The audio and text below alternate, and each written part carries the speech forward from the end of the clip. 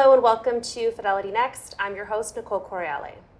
September is in full swing and so begins job hunting season for recent graduates and co-op students. Like our guest today, recruiters play an invaluable role in the employment landscape, bridging the gap between job seekers and employers, acting as the gatekeepers for you and your next job. Joining me today to share insights and tips on how you can stand out during the recruitment process is Fidelity Recruitment Consultant Maggie Wei. Thank you for joining us, Maggie. Thank you for having me, Nicole. It's exciting to have you here. Very excited to be here. I'd like to start the discussion with a brief breakdown of what a recruiter does, and in particular, what a recruiter for Fidelity does. Yeah, well, as a recruiter, I have the pleasure, and for all recruiters at Fidelity, we have the pleasure of meeting people from all walks of life, and our fundamental goal is to bring in top talent into the organization. And so we are involved in every step of the recruitment process, from meeting with the hiring managers to implement recruitment strategies, to reviewing the job posting, to connecting with candidates in our network to discuss opportunities, to conducting that first round of phone interview to talk about candidates' passion and why they want to join Fidelity, to that panel interview process, as well as extending the offers at the end of the process, which is personally my favorite part, to see their face light up. And so we are really involved in every step of the process throughout the whole recruitment cycle. How does the process work, and how long does it normally take from, I guess, beginning to end until you have a new hire? Yeah, that's a great question. And so our student roles will look a little bit different from our regular full-time roles in that we have 3 recruitment cycles a year. So that's winter term, summer term, and fall term. Now, for the fall term, we have our fall roles going live mid-September for 2 weeks for those who are excited to join the January term. And then the roles will go live again in mid-January for 2 weeks for students who are looking to join the summer term. And then it will go live again in mid-May for those who are looking to join the fall term. And in terms of the timeline, it's really a one-and-done process. And so students who are selected to move forward into the panel interview stage after they have applied will get an email from our campus team. They will then be selected and scheduled for a panel interview to meet with the hiring manager and the recruiter. Following that, about 2 weeks after approximately, they will then be getting an offer or a decision about their application status. So it's really a one-and-done, quick, efficient process. Okay, does a recruiter, or I guess in your position with Fidelity here, do you ever reach out to a candidate in a cold way, or only through once you receive an application, or do you just maybe browse LinkedIn and say, this person might be good? Yeah, I think it's a mix of both. So we definitely look at the applications that trickle through our careers website, and all of our intern roles will be posted on the careers webpage along with our regular full-time roles. So we definitely take a look at the roles that come through on our careers portal, but at the same time, we are pretty active and proactive in taking that approach where we would reach out to candidates to tap them on the shoulders to talk about the roles that's available here at Fidelity. So it's a mix of both. Okay.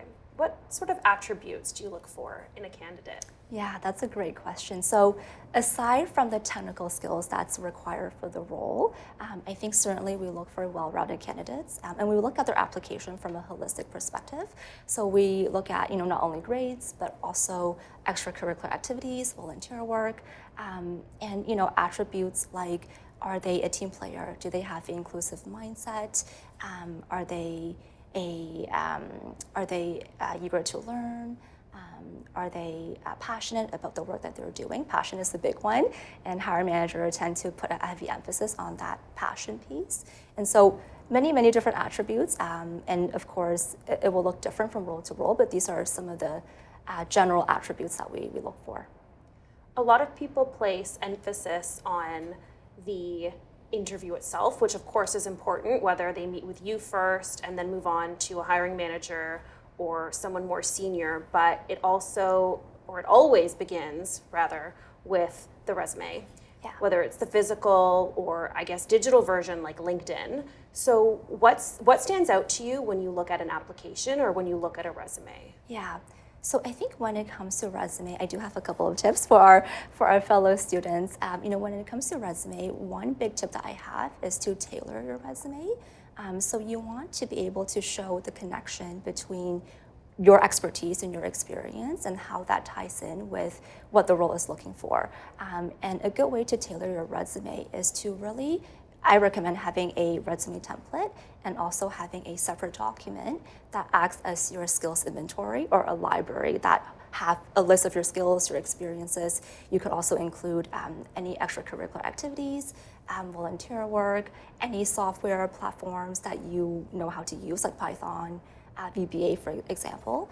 Include all of that on there, and also include any designations, certifications. If you participated in any pitch competitions, include that on there so that you can pull from that inventory as you curate your resume.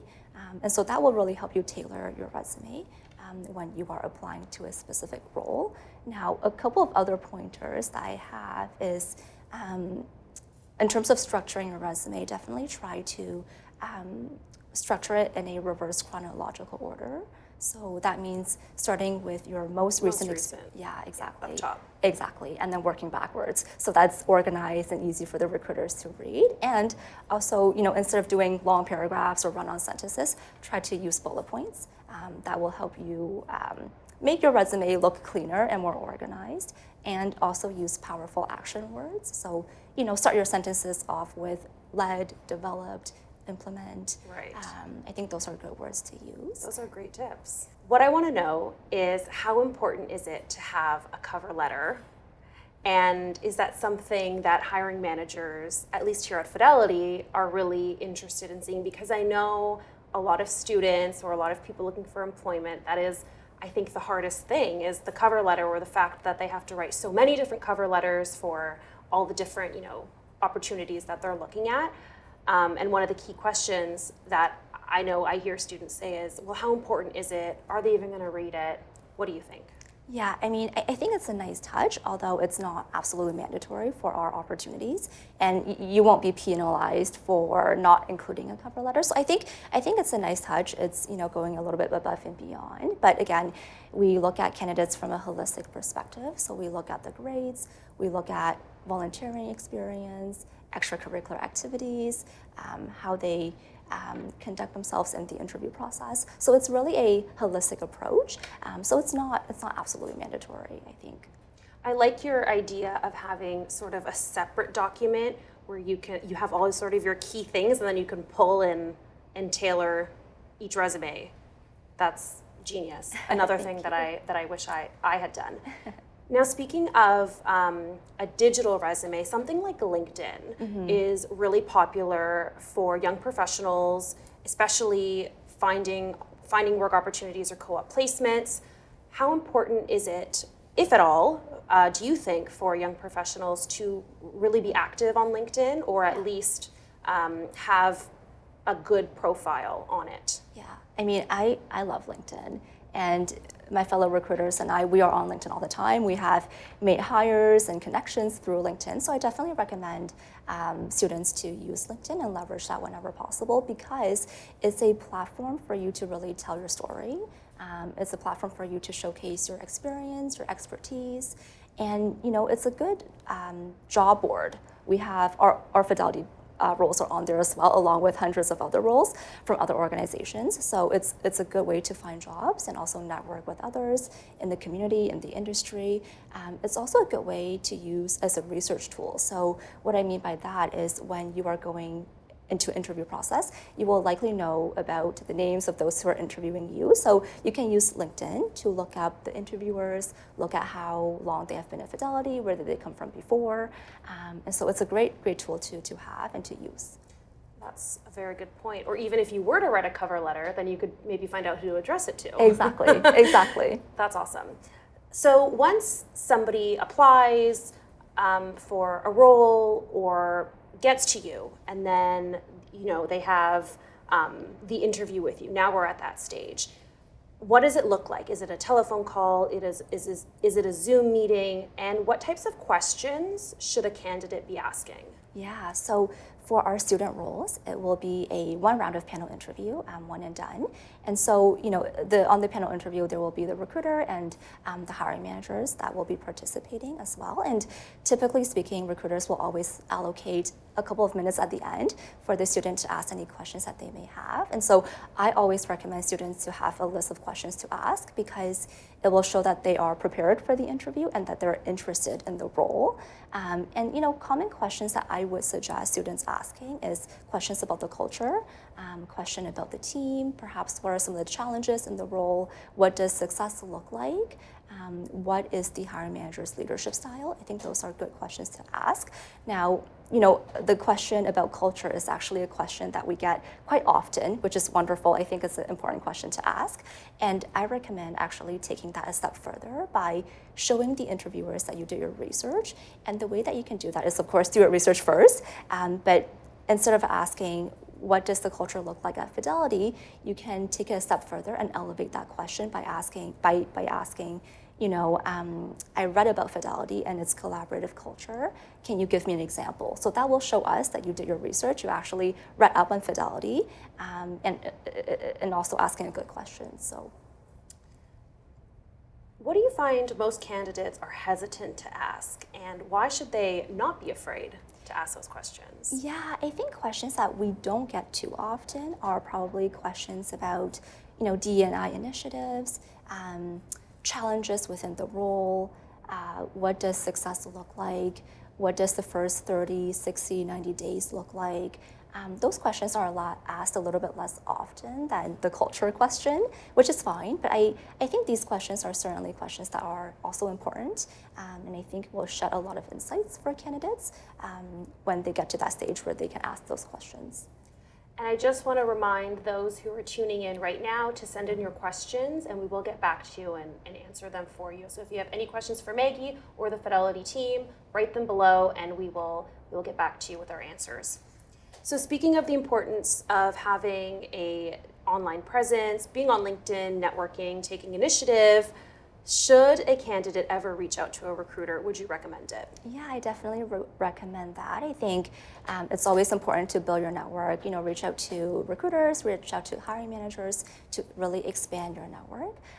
One thing that I will say is that when you're reaching out to recruiters, definitely try to personalize your note, just because recruiters get a lot of messages from a lot of candidates and you want to stand out. And so, try to include a quick introduction in your note along with your areas of passion and your areas of interest and the roles that you are interested in when you are reaching out.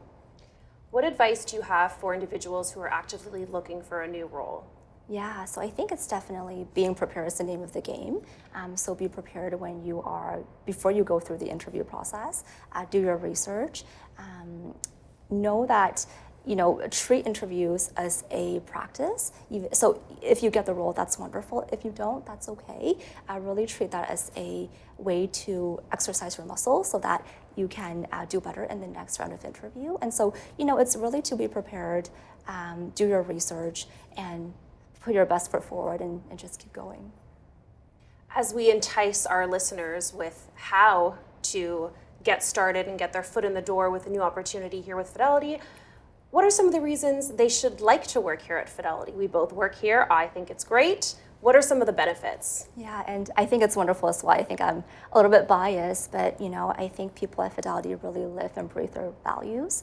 And it's really an inclusive, diverse, empathetic culture that really cares about its people and has an emphasis on learning and development.